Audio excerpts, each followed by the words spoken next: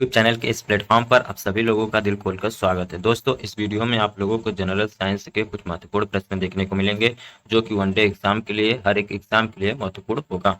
दोस्तों, आप लोग वनडे एग्जाम की किसी भी एग्जाम की तैयारी कर रहे हो, जैसे बिहार पुलिस हो, बीपीएससी ट्री हो, या उत्तर प्रदेश पुलिस हो, एसएससी जीडी का एग्जाम हो, रेलवे ग्रुप डी हो, एनटीपीसी हो, आरपीएफ के एग्जाम हो, इन सभी एग्जामों में जनरल साइंस से संबंधित महत्वपूर्ण प्रश्न पूछे जाते रहे हैं। और इस वीडियो में आप लोगों को कुछ चुनिंदा महत्वपूर्ण प्रश्न देखने को मिलेंगे जो कि आपके एग्जाम के लिए बहुत ही हेल्पफुल होने वाली है। तो चलिए दोस्तों, बिना किसी देरी के हम लोग अपने पहले प्रश्न की तरफ बढ़ते हैं। और हमारा पहला प्रश्न है कि एवोगाद्रो संख्या का मान होता है क्या? 6.023 गुणे 10 के पावर 22। बी कह रहा है कि 6.023 गुणे 10 के पावर 23।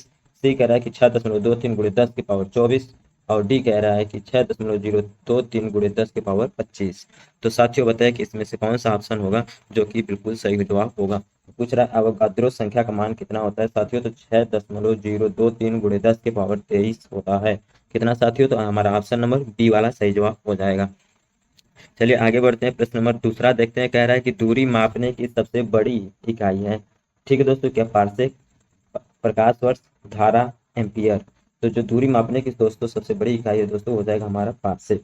क्या हो जाएगा दोस्तों? तो पारसेक हो जाएगा। आप लोगों को बता दो दोस्तों, जो प्रकाश वर्ष है यह भी दूरी का एक मात्रक है, लेकिन यहाँ पर जो प्रश्न पूछ रहा है कि सबसे बड़ी, तो सबसे बड़ी की बात किया जाएगा दोस्तों तो हमारा क्या हो जाएगा? तो पारसेक। एक पारसेक बराबर बात किया जाएगा दोस्तों तो 3.46 प्रकाश वर्ष के बराबर होता है साथियों। ये भी याद कर लीजिएगा कि एक पारसेक बराबर 3.46 प्रकाश वर्ष के बराबर होता है। वही धारा, इसका मात्रक क्या हो जाएगा? तो एम्पियर। ठीक है दोस्तों, धारा क्या हो जाएगा? तो एम्पियर इसका मात्रक हो जाएगा। चलिए आगे बढ़ते हैं। प्रश्न नंबर तीसरा कह रहा है साथियों, कह रहा है कि एक प्रकाश वर्ष है क्या? 9.46 गुणे 10 के पावर 9 मीटर, 9.46 गुणे 10 के पावर 15 मीटर, 9.46 गुणे 10 के पावर यहाँ 18 होगा साथियों मीटर, और 9.046 गुणे 10 के पावर 15 मीटर। साथियों, जो रेलवे ग्रुप डी या एनटीपीसी ये सब एग्जाम देखेंगे साथियों, तो वहाँ पर प्रकाश वर्ष या कैपिटल जी का मान या साइलेंट जीरो का मान इस सब सवालों में पूछता रहता है। तो इन सब का वैल्यू आप लोगों को ज्ञात होना जरूरी है। तो आप लोगों को बताना है कि एक प्रकाश वर्ष कितने के बराबर होता है। तो साथियों 9.46 गुणे 10 के पावर 15। कुछ प्रश्न वैल्यू से संबंधित पूछे जाते हैं साथियों, तो इससे आप लोगों को घबराना नहीं है। आप लोगों को उसे प्रैक्टिस में सॉल्व करते चलना है, वो अपने आप से याद हो जाएगा। आप 2-3 बार प्रैक्टिस में देखेंगे इसको तो आप लोगों को ये याद हो जाएगा। 9.46 गुणे 10 के पावर 15। अभी हमने बताया था कि एक पारसेक बराबर क्या होता है? तो 3.46 प्रकाश वर्ष के बराबर होता है एक पारसेक। और पारसेक क्या होता है? तो दूरी की सबसे बड़ी इकाई है। 1 लीटर कितने गैलन के बराबर होता है? बताइए। 0.2642। तो दोस्तों, इसका जो होता है 1 लीटर में कितने गैलन के बराबर होता है? तो हमारा जो ऑप्शन ए दिया गया है ये बिल्कुल सही जवाब हो जाएगा। चलिए आगे बढ़ते हैं। प्रश्न नंबर 5 कह रहा है कि एक फर्मी में कितना मीटर होता है? 10 के पावर -12 मीटर, 10 के पावर -15 मीटर, 10 के पावर -18 मीटर, 10 के पावर-10 मीटर। तो एक फर्मी मीटर की बात करेगा दोस्तों, तो अगर मीटर में तो 10 के पावर-15 हो जाएगा। कितना साथियों? तो 10 के पावर-15। यानी कि प्रश्न नंबर 5 का ऑप्शन बी सही जवाब हो जाएगा। चलिए साथियों, प्रश्न नंबर 6 देखते हैं। कह रहा है कि लॉगरिथम के आविष्कारक हैं Richard day, Walter, John Napier, और डी कह रहा है कि बोट्सा। तो लॉगरिथम के जो आविष्कारक है दोस्तों हो जाएंगे जॉन नेपियर। कौन है साथियों? तो जॉन नेपियर इस प्रश्न का बिल्कुल सही जवाब हो जाएगा। क्वांटम सिद्धांत के प्रतिपादक हैं क्या? एडिसन, न्यूटन, मैक्स प्लैंक या कूलॉम। तो बताइए साथियों कि क्या हो जाएगा? क्वांटम सिद्धांत के जो प्रतिपादक है दोस्तों वो हो जाए मैक्स प्लैंक हो जाएंगे। क्या हो जाएंगे दोस्तों? तो मैक्स प्लैंक हो जाएंगे। वही एडिसन की बात किया जाएगा दोस्तों तो बल्ब का है, जो बिजली का आविष्कारक हो जाएंगे क्या हो जाएंगे? तो एडिसन हो जाएंगे। वही न्यूटन के आप सभी लोग जानते हैं तीनों नियम के बारे में। और कूलॉम जिसका मात्रक किसका आवेश का, तो ठीक है दोस्तों, आप इसे भी जान लीजिए। आवेश का मात्रक क्या होता है? तो कूलॉम होता है। वायुमंडल की आर्द्रता को मापने वाला यंत्र है हाइड्रोमीटर, हाइग्रोमीटर, हाइड्रोफोन, मेगाफोन। तो जो आर्द्रता को मापने वाला यंत्र साथियों तो हो जाएगा हाइग्रोमीटर। क्या होगा साथियों? तो हाइग्रोमीटर इसका सही जवाब होगा। एक एंगस्ट्रॉम मात्रक बराबर होता है 10 के पावर-10 मीटर, 10 के पावर-8 मीटर, 10 के पावर-8 सेंटीमीटर, और कह रहा है कि 10 के पावर-10 सेंटीमीटर। तो जो एक एंगस्ट्रॉम होता है दोस्तों वो 10 के पावर-10 मीटर के बराबर होता है। आप यहाँ ये देखिएगा, यहाँ पर भी -10 दिया गया है घात में, लेकिन यहाँ पर क्या है? तो सेंटीमीटर में दिया गया है। जबकि जो एंगस्ट्रॉम है उसका मात्रक मीटर में आता है, 10 के पावर-10 मीटर। चलिए आगे बढ़ते हैं। प्रश्न नंबर 10 कह रहा है कि पृथ्वी के उपग्रह का कक्षीय वेग निर्भर करता है कक्षा की त्रिज्या पर, उपग्रह के द्रव्यमान पर, पृथ्वी से उपग्रह को दिए गए वेग पर, और डी कह रहा है कि सूर्य से उसकी दूरी पर। तो जो पृथ्वी का जो कक्षीय वेग है उपग्रह का वो कक्षा की त्रिज्या पर निर्भर करता है साथियों। तो हमारा 10 नंबर का क्या हो जाएगा, तो हमारा ऑप्शन नंबर ए वाला सही जवाब हो जाएगा, कक्षा की त्रिज्या पर। घड़ी की चाबी में संचित ऊर्जा है, गतिज ऊर्जा है, दाब ऊर्जा है, स्थितिज ऊर्जा है, और डी कह रहा है कि कोई नहीं। तो घड़ी की जो चाबी में संचित ऊर्जा होता है साथियों, तो हो जाता है क्या, तो स्थितिज ऊर्जा के अंतर्गत आता है। वही पानी का गिरना, झरने का गिरना साथियों सब किसके अंतर्गत आ जाएगा, तो हमारा वो गतिज ऊर्जा है। लेकिन यहाँ प्रश्न क्या करे, चाबी में संचित ऊर्जा, तो हमारा स्थितिज ऊर्जा होगा, यानी कि ऑप्शन सी से जवाब हो जाएगा। यदि किसी पिंड के संवेग में 50% बढ़ा दिया जाए तो गतिज ऊर्जा का मान क्या हो जाएगा, 50%। क्या 50% बढ़ जाएगा, 50% घट जाएगा, 125% बढ़ जाएगा, डी कह रहा है कि 125% घट जाएगा। तो जब संवेग 50% बढ़ेगा दोस्तों, तो जो गतिज ऊर्जा है साथियों वो 125% बढ़ जाएगा। कितना साथियों, तो 125% बढ़ जाएगा, यानी कि 12 नंबर प्रश्न का हम लोग ऑप्शन नंबर सी सही जवाब करेंगे। अनुदैर्ध्य तरंग उत्पन्न हो सकती है सभी माध्यम में, ठोस में, द्रव में या गैस में। जो अनुदैर्ध्य तरंग होता है साथियों सभी माध्यमों में उत्पन्न किया जा सकता है, इसलिए हम कह सकते हैं कि जो प्रश्न नंबर 13 है उसका ऑप्शन क्या हो जाएगा, तो ऑप्शन ए सभी माध्यम में सही जवाब हो जाएगा। किसी माध्यम में अनुप्रस्थ तरंग उत्पन्न नहीं हो सकता है। अभी इससे पहले वाले प्रश्न में था अनुदैर्ध्य तरंग किसमें उत्पन्न किया जा सकता है, यहाँ प्रश्न है कि अनुप्रस्थ तरंग नहीं उत्पन्न किया जा सकता है। हमारा ऑप्शन कह रहा है कि पानी में, डी कह रहा है लोहा में, सी कह रहा है हवा में, और डी कह रहा है कि पारा में। तो क्या हो जाएगा, तो ऑप्शन सी वाला पारा हवा सही जवाब हो जाएगा। जो अनुप्रस्थ तरंग है वो हवा में उत्पन्न नहीं किया जा सकता है। प्रश्न नंबर 15 कह रहा है साथियों कि प्रतिबल और विकृति का अनुपात क्या कहलाता है। प्रतिबल और विकृति का अनुपात पूछ रहा है साथियों। ऑप्शन देख लीजिए क्या क्या कह रहा है। कह रहा है कि प्रत्यास्थता गुणांक, गुरुत्वाकर्षण नियतांक, जड़त्व आघूर्ण, प्लांक का नियतांक। तो साथियों क्या हो जाएगा प्रश्न का सही जवाब, तो प्रत्यास्थता गुणांक इस प्रश्न का सही जवाब हो जाएगा। पनडुब्बी आधारित है न्यूटन के प्रथम गति नियम पर, आर्किमिडीज के सिद्धांत पर, पास्कल के नियम पर, और डी कह रहा है कि ऊर्जा संरक्षण के सिद्धांत पर। तो जो आर्किमिडीज का सिद्धांत, तो साथियों इसका सही जवाब हो जाएगा। जो पनडुब्बी हो वो आर्किमिडीज के सिद्धांत पर आधारित होता है। चलिए साथियों आगे बढ़ते हैं। प्रश्न नंबर 17 देखते हैं। समुद्र में तैरना नदी की अपेक्षा आसान है क्योंकि समुद्र गहरा होता है, समुद्र काफी दूर तक फैला रहता है, समुद्र में ज्वार भाटा आता है, और ठीक कह रहा है समुद्र के पानी का जो घनत्व है नदी के पानी के घनत्व से अधिक होता है। तो हमारा जो सही जवाब हो जाएगा साथियों ऑप्शन डी वाला ही सही जवाब हो जाएगा, क्योंकि समुद्र के जो पानी का घनत्व होता है नदी के पानी के घनत्व से अधिक होता है, इसलिए समुद्र में तैरना नदी की अपेक्षा क्या होता है, तो आसान होता है। तरंग अपश्रव्य कही जाती है जब उसकी आवृत्ति हो 20 हर्ट्ज से 20,000 हर्ट्ज के बीच, 20 हर्ट्ज से अधिक, 20 हर्ट्ज से अधिक, 20,000 हर्ट्ज से अधिक, और डी कह रहा है 20 हर्ट्ज से कम। तो साथियों एक होता है अपश्रव्य, फिर होता है एक श्रव्य, ठीक दोस्तों, एक क्या होता है पराश्रव्य। तीन होते हैं दोस्तों तरंग, अपश्रव्य तरंग, श्रव्य तरंग और पराश्रव्य। इसमें क्या होता है, तो 20 हर्ट्ज तक होता है। इसमें क्या होता है 20 हर्ट्ज से 20,000 हर्ट्ज तक होता है, और 20,000 हर्ट्ज से अधिक होता है इसमें। तो अपश्रव्य किस में आएगा, तो 20 हर्ट्ज से कम, यानी कि तब ऑप्शन नंबर क्या करेंगे, तो डी वाला सही जवाब करेंगे। ठीक है दोस्तों, अब श्रव्य में क्या होता है, तो 20 हर्ट्ज तक होता है। वही श्रव्य की बात किया जाएगा दोस्तों, तो 20 हर्ट्ज से 20,000 हर्ट्ज तक, ठीक है दोस्तों, 20,000 हर्ट्ज तक। और यही पराश्रव्य की बात किया जाएगा दोस्तों, तो 20,000 हर्ट्ज से अधिक क्या हो जाएगा, तो वो पराश्रव्य के अंतर्गत आ जाएगा। चलिए आगे बढ़ते हैं। प्रश्न नंबर 19 कह रहा है यदि तरंग की लंबाई का मान आधा कर दिया जाए तो ध्वनि का वेग क्या होगा। क्या आधा हो जाएगा, दोगुना हो जाएगा, अपरिवर्तित रहेगा, और टी कह रहा है कि 4 गुना हो जाएगा। तो जो तरंग की लंबाई का मान जब आधा करेंगे दोस्तों, तो जो ध्वनि का वेग है दोस्तों सीधे सीधे आधा ही हो जाएगा। इसलिए कह सकते हैं प्रश्न नंबर 19 का हम लोग ऑप्शन नंबर ए को करेंगे। ध्वनि तरंगे हैं क्या है, बताइए साथियों, क्या अनुदैर्ध्य होंगी, अनुप्रस्थ होंगी, विद्युत चुंबकीय होंगी, और डी कह रहा है कि कोई नहीं। तो जो ध्वनि की तरंगे होती हैं साथियों वो क्या होती है, तो अनुदैर्ध्य होती हैं। क्या होती है साथियों, तो अनुदैर्ध्य होती हैं। वही प्रकाश की तरंगे पूछेगा साथियों कि प्रकाश की तरंगे क्या होती है, तो वो क्या हो जाएगी, तो अनुप्रस्थ हो जाएगी। ठीक है दोस्तों, तो वो क्या हो जाएगी, तो अनुप्रस्थ हो जाएगी।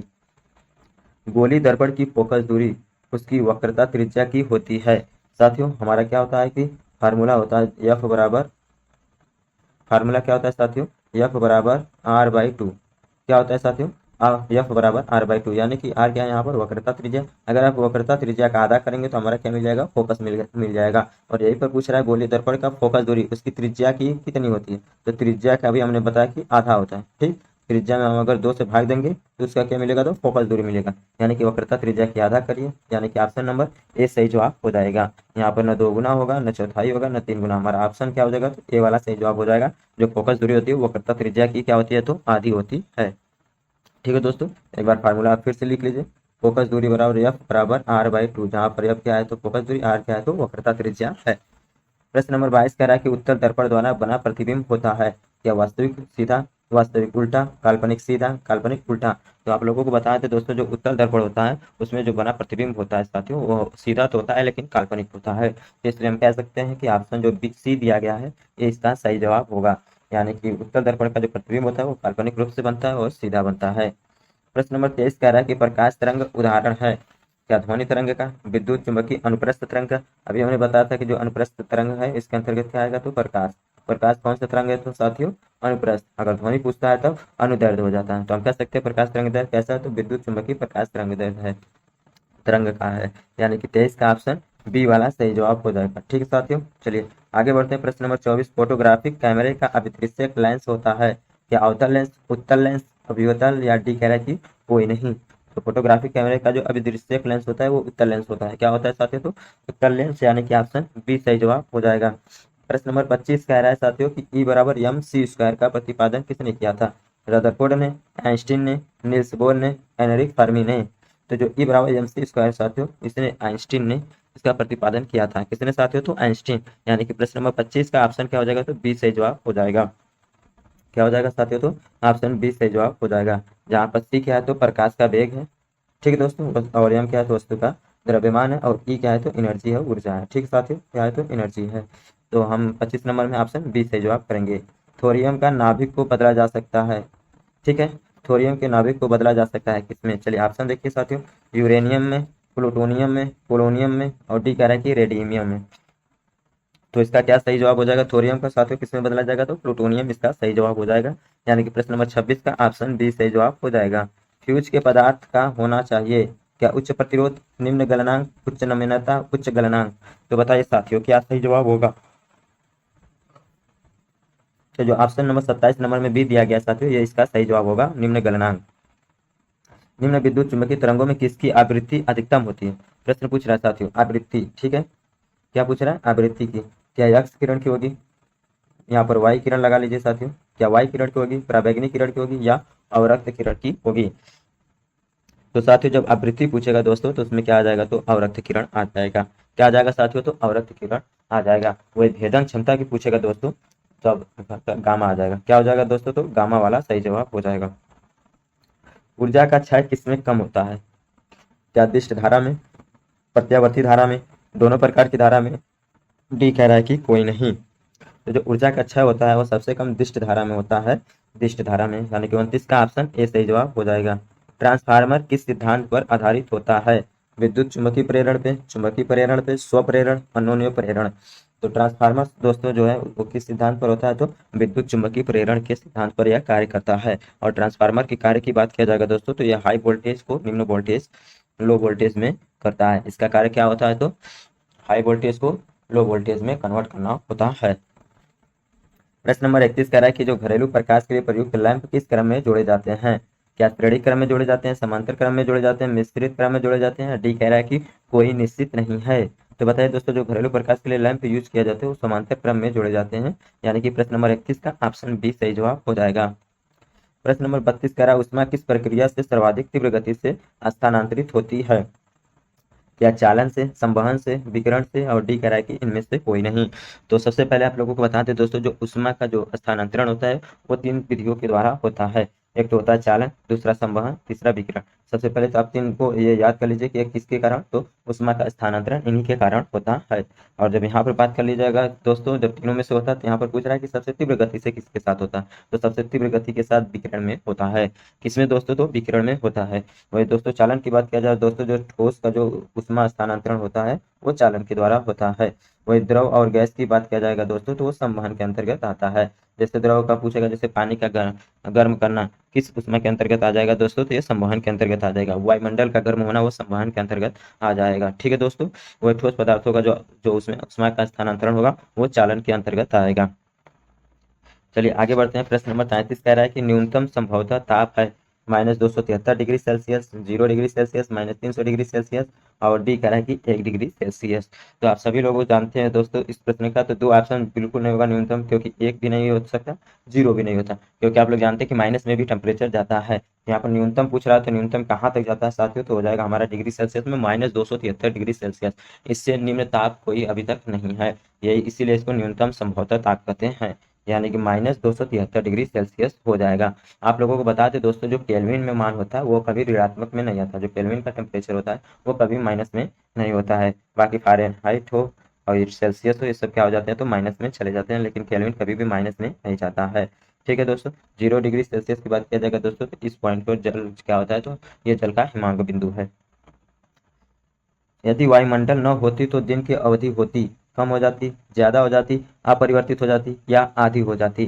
तो वायुमंडल न होने की स्थिति में साथियों जो अवधि हो दिन की वो कम हो जाएगी। यानी कि प्रश्न नंबर 34 का क्या करेंगे, तो हम लोग ऑप्शन नंबर ए को सही करेंगे। प्रश्न नंबर 35 कह रहा है कि सूर्य ग्रहण के समय सूर्य का कौन सा भाग दिखाई देता है, वर्णमंडल, प्रभात मंडल, कोरोना, और डी कह रहा है कि कोई नहीं।